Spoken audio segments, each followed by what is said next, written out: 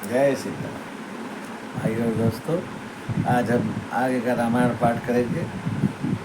बहुपद कमल शीस तिन नाये, देखी सुवट रघुपति मन भाए। राम कृपा करी जुगल निहारे, भय विगत श्रम परम पारे। उन प्रभु के चरणों कमल में सिर नवा कर उत्तम योधा रघुनाथ जी मन में बहुत प्रसन्न हुए हैं और श्री राम जी कृपा करके दोनों को देख रहे हैं जी, श्रम रहित परम सुखी हो गए हैं। गए जान अंगद हनुमाना, फिर भालू मरकट भटनाना। जात उधान प्रदोष बल पाई, धाय करी 10 शीस दुहाई। अंगद और हनुमान को गए जानकर सभी वानर भालू भीड़ लौट पड़े हैं और राक्षसों ने काल का बल पाकर रावण की दुहाई देते हुए वानरों पर धावा बोला है। निश्चरानी देख कभी फिरे, जह तह कटकटाई भट फिरे। दो दल विबल प्राची पचारी, लड़त सुबट नहीं मन ही हारी। राक्षसों की सेना आती देख बानर लौट पड़े और वे योद्धा जहाँ तहाँ कटकटा कर भिड़ गए हैं। दोनों ही दल बड़े ललकारते हुए लड़ रहे हैं। महावीर निश्चर सब कारे, नाना भरन बलि मुख भारे। सबल जुगल दल सम बल जोधा, कौतिक करत लगत करि क्रोधा। प्रवष्टि शरद प्रौध धनेरे, लगत मन हो मारुत के प्रेरे। अनिप कंपन रुअति काय, विचलत सेन कीन सब माय।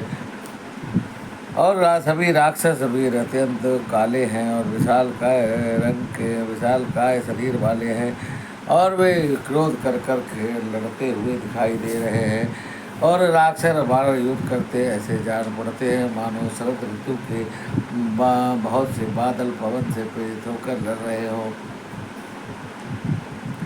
अकंपन अतिकाय, और इन सेनापतियों ने अपनी सेना को विचलित होते देखकर माया की है।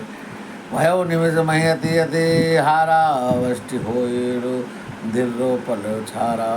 अत्यंत पल भर में अंधकार हो गया है, खून और पत्थर राख की बारिश होने लगी है। देखी निवाड़ तम दसौ दिशि, कपिदल भयो खबार। एक न देखई जह तय करहि पुकार। दसों दिशाओं में अत्यंत अंधकार देखकर वानरों की सेना में खलबली मच गई है और एक दूसरे को पुकार रहे हैं। सकल मरम रघुनायक जाना, लिए भोली अंगद हनुमाना। समाचार सब कही सुना समझाए, सुनत कोपि कभी कुम जलधाय। रघुनाथ जी सब रहस्य जान गए हैं और अंगद हनुमान को बुला लिया है और सब समाचार कहकर समझाया है। सुनते ही दोनों कपि शेर क्रोध कर कर दौड़ पड़े हैं। उन्हीं कभी हाथी चाप चढ़ावा, पावक सहायक संपत्ति चलावा। भयो प्रकाश कृत हो तम नाही, रजान उदय जिमि संशय जाहि। और फिर रघुनाथ जी ने हंसकर धनुष चढ़ाया है और तुरंत ही अग्नि बाण चलाया है, जिससे सारा अंधकार समाप्त हो गया है और ज्ञान का उदय होने पर जैसे संदेह दूर हो जाता है, इसी प्रकार से वो अंधकार समाप्त होकर पुनः रोशनी हो गई है। भालु बलि मुख पाए प्रकाशात, आए हर्ष विगत समनासा। हनुमान अंगदरन का गाजे, हाक सुनत रजनी चर भाजे। भालू और बानर प्रकाश पाकर श्रम और भय से रहित तथा प्रसन्न होकर दौड़े हैं।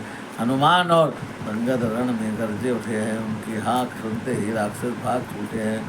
भागत भट भट कही धरि धरनी, करही भालु कपि अदुदत धरनी। गही पद डारही सागर माही, मगर मुरग झस धरी धरी खाई। भागते हुए राक्षस योद्धाओं को वानर और भालू पकड़ कर पृथ्वी पर दे मारते हैं और आश्चर्यजनक करते हैं। कौशल युद्ध कौशल दिखलाते हैं, पैर पकड़ कर समुद्र में डाल देते हैं, मच्छर खा जाते हैं। कुछ मारे कुछ घायल, कुछ गढ़ चढ़े पराई। गरजे भालू बलि मुख रिपुदल बल बिचलाए। कुछ मर गए, कुछ घायल हो गए, कुछ भाग कर गढ़ पर चढ़ गए और बल से शत्रु दल को विचलित करके रीच बानर गरज रहे हैं। निशा जानी कभी चार हुआनी, आए जहाँ कौशला धनी। राम कृपा करी चितवा सभी वही विगत श्रम वानर तभी। और सारे वानर वालों जब भगवान के पास आए तो भगवान ने कृपा दृष्टि से उनको बिलोका है, देखा है, और सारा उनका शरीर की थकान दूर हो गई है। वहाँ दशानन सचिव हकारे सब सन कहे सी सुवट जे मारे आधा कटक कपि संघारा कहो वेग का करे उपचारा। वहाँ लंका रावण ने मंत्री को बुलाया है और योद्धा मारे गए हैं। उन सब से कहा है कि वानरों ने आधी सेना का शिकार कर दिया है, उसी को बताओ क्या विचार है। माल्यवादाति जरठ साचर रावण मात पिता मंत्री वर बोला वचन नीति रति पावन सुनो तात कुछ मोर सिखावन। माल्य मंत्री ने कहा एक बूढ़ा राक्षस है, उसने रावण की माता का पिता अर्थात उसका नाना है, श्रेष्ठ मंत्री है और अत्यंत पवित्र नीति का वो जानने वाले हैं। उन्होंने कुछ कहा है। क्या कहा है? जब ते तुम सीता हरियाणी असुगुन होई जाई बखानी वेद पुराण जा सुज सुगावा गायो राम मुख कहो न सुख पायो। जब से तुम सीता जी को हर लाए हो अब सगुन ही अब सगुन हो रहे हैं, और जिसका पुराणों ने यश गाया है उस राम जी से विमुख होकर कोई सुखी नहीं रह सकता। हिरणा से भाता सहित मधु कैटव बलवान जही मारे सोई अब तरु कृपा सिंधु भगवान। और वो कहता है कि जिसने हिरणास को उसके भाई सहित मारा है और जिसने मधु कैटव को मारा है वही भगवान राम जी के रूप में अवतार लिया है।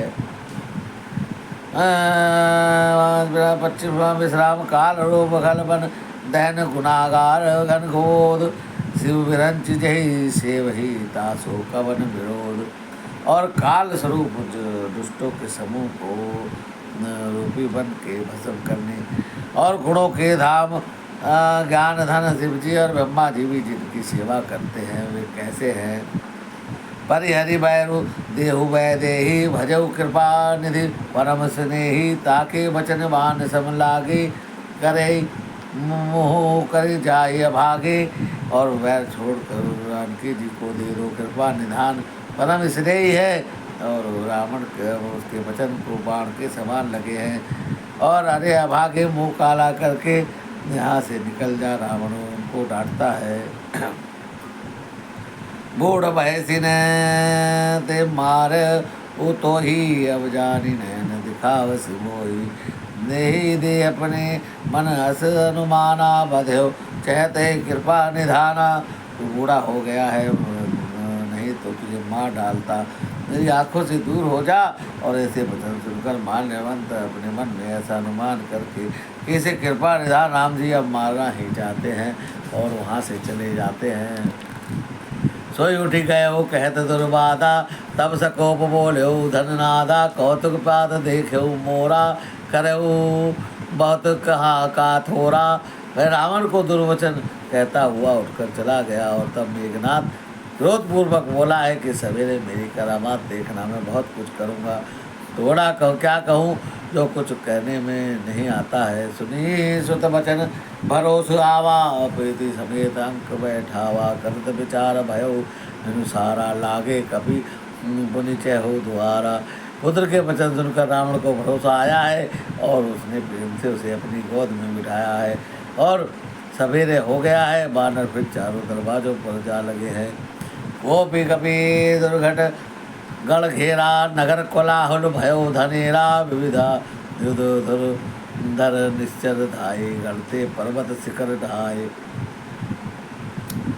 और बानरों ने क्रोध कर किले को चारों ओर से घेर लिया है। नगर में बहुत कोलाहल हो रहा है, सब तरह के अस्त्र धारण करके राक्षस दौड़ रहे हैं और किले पहाड़ों की बारिश हो रही है। ढाए महीधर शिखर कोट विविध विविध गोला चले है रात जिमी पर पात कर जत जन प्रलय के बादले मरकट विकट बट जो जुटत कटत न लटत वरत न जर भय गई सैल से ते गढ़ पर चला वही जह ध्रो तह निश्चर हुए। उन्होंने पर्वत के करोड़ों शिखर ढाए हैं और अनेकों प्रकार से गोले चलने लगे हैं। देख गोले ऐसे गहराते हैं जैसे वज्रपात हो रहा हो, बिजली गिर रही हो, और योद्धा ऐसे गरजते हैं मानो पिंजरों के बादल हो, और वो बड़े बड़े पहाड़ उठाकर किले पर फेंकते हैं। भाई और दोस्तों, आज की कथा को यही विराम देते हैं। जय श्री राम। हमारी वीडियो पसंद आए लाइक शेयर करना सब्सक्राइब।